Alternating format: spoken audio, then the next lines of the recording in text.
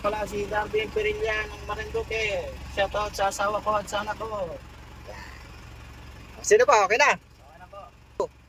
Gusto niyo mag-add ng add code, chat, PM nyo si Pops Mo.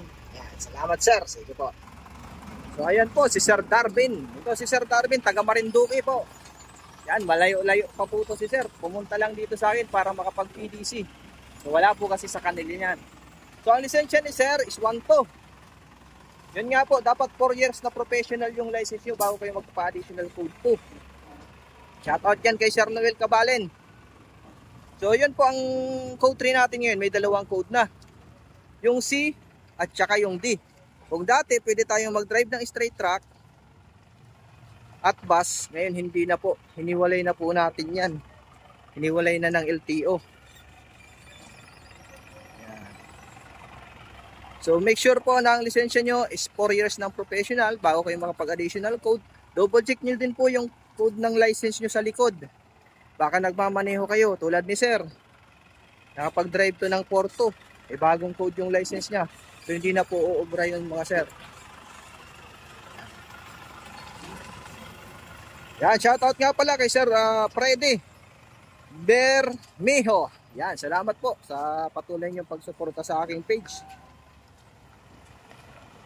So yung mga kasamahan nating OFW dyan, driver, shout out lahat sa inyo mga sir. So ingat po palagi sa biyahe nyo. PM nyo lang po ako sa aking page, sa Facebook, TikTok at YouTube. Parking po ang gagawin niya ni sir.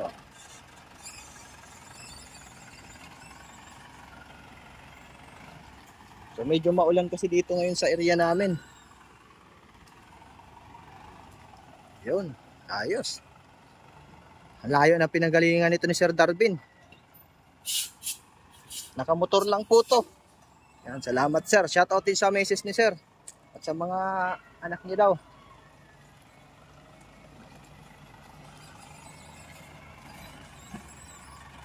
Yan, parallel parking naman po. At yung mga gusto naman mag code 8 mga sir, dapat may 1, 2, 3 kayo yung lisensya.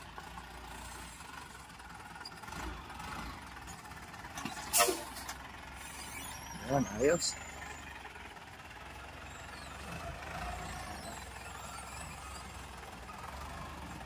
So PDC po ang requirements ng LTO.